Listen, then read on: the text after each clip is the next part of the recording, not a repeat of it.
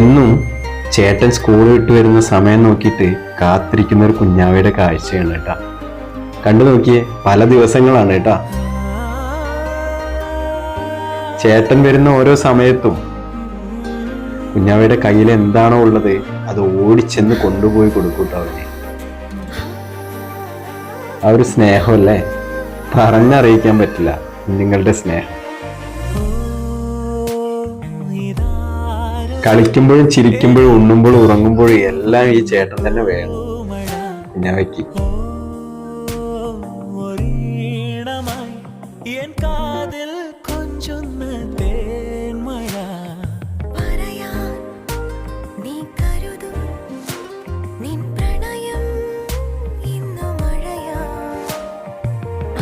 വലുതാവുമ്പോഴും ഇവര് മറ്റുള്ളവർക്കൊരു മാതൃകയാവട്ടെ അല്ലേ.